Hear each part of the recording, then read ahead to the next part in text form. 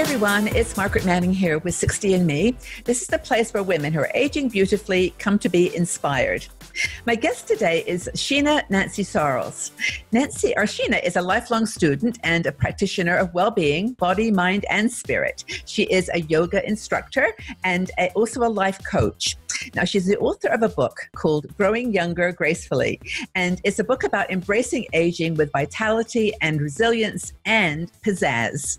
And I'm so happy to have you here, Sheena. I wanted to mention also that you're the creator of Growing Younger Gracefully Face and Body Serum, which is something that I use every day. Honestly, it's a wonderful product for your skin, and we're going to talk a bit more about that later. But anyway, it's lovely to have you here.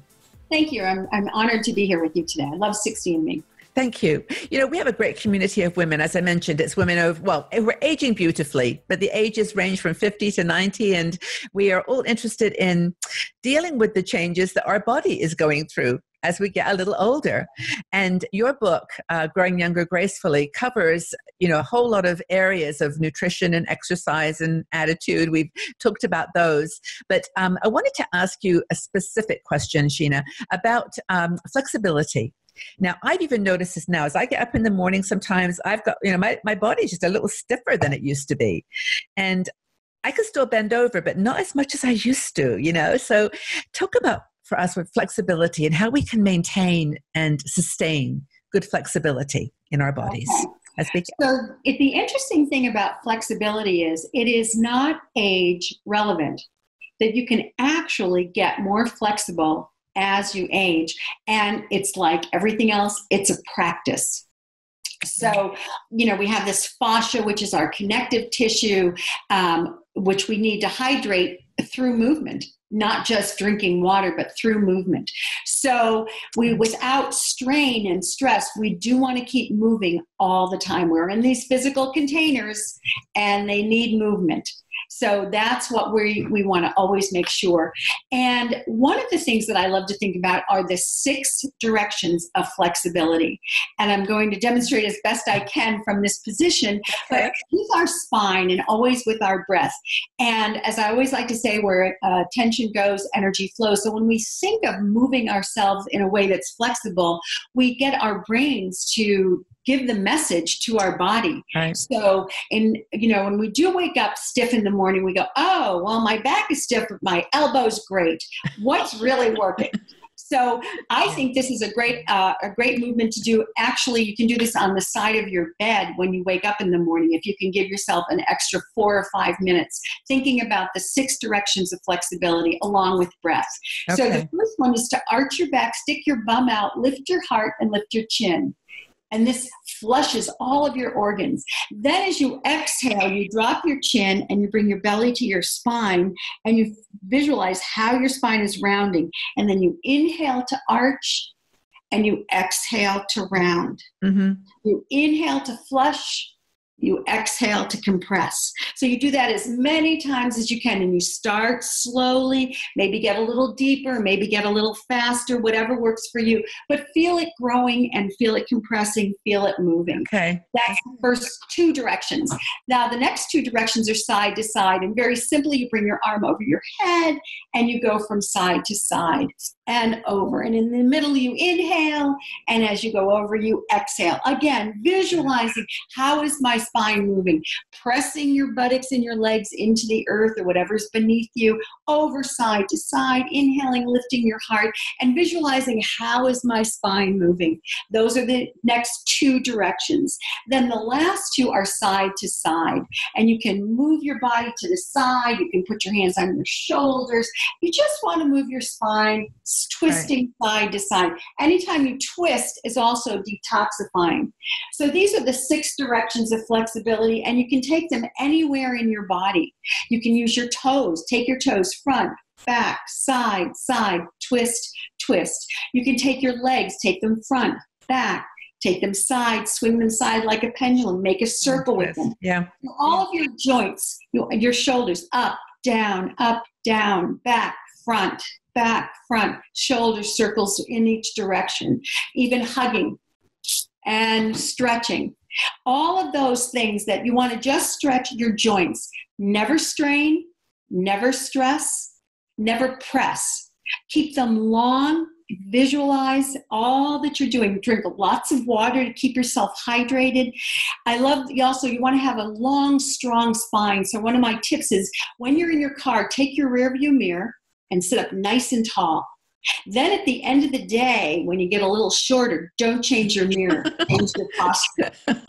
You know, I've got to interrupt you for a second, because when I introduced you at the beginning, I said that you're a lifelong student and practitioner of well-being and, you know, and mind, body, and soul. And when you say those words, it kind of seems so abstract. But when I see you doing these exercises, I understand that it is about body.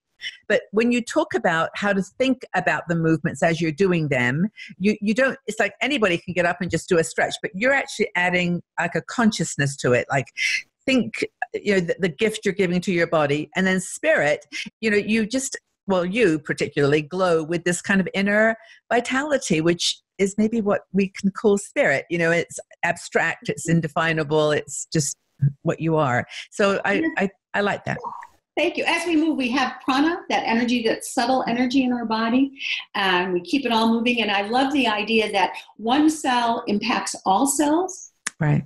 And we have our cellular memory. So if we're moving our shoulders, maybe we can move our hips. Maybe it'll go to our legs. Maybe we'll be more flexible in our minds. So there's always something to think about as you're moving. When you take your mind out of it and your spirit, it's just kind of nothingness.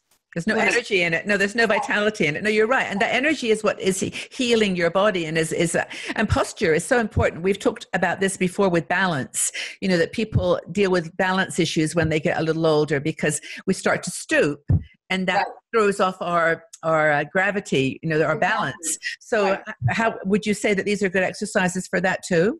Absolutely. The thing about these flexibility exercises, you can do them as very small or as expansive as suits your body. Right. And there's not one size fits all on this. Right. Move it to yourself. And it becomes a habit. If you can remember to move your spine in 6 directions when you wake up or just before you go to sleep, it becomes a habit. And, you know, everything takes 5 minutes a day, but we don't have days that are, you know, 72 hours long. But we do what we can. We have time. We just have to make time. And I think that's prioritizing. What do we care about the most? So, yes. Well, I was going to remind people too that Sheena has a website, growingyoungergracefully.com. And on that site, you've got some videos. I think you mentioned you've got one for your feet, a video that someone took of you doing the feet. Videos for my feet. And also, if I can, in my book, right.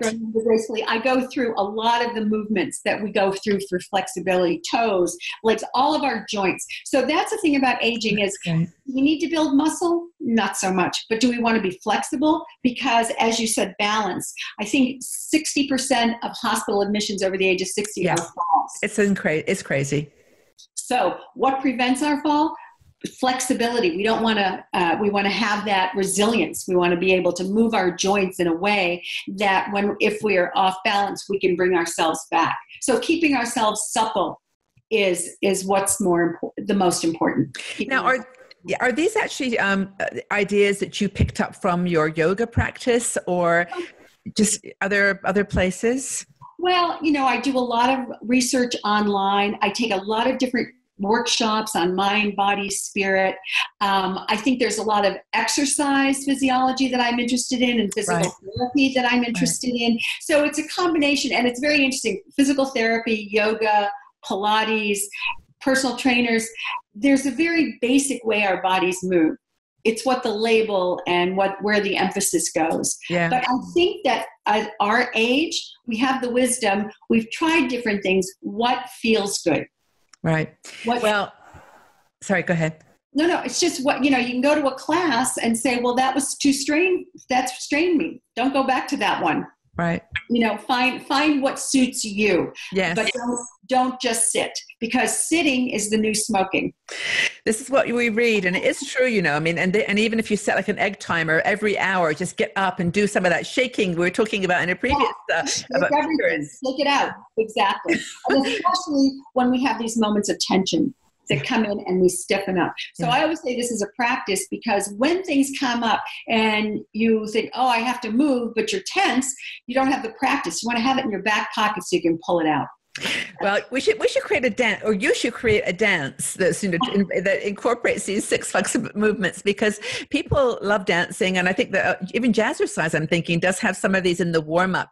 Sort of the neck, doing the neck, and they're very basic. I think just want to make sure you don't ever strain. Yes, that's the point.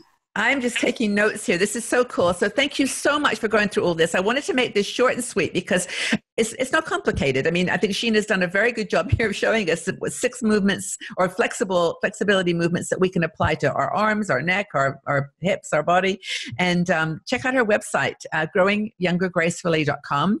And the book again was called Aging with Vitality, Resilience, and Pizzazz.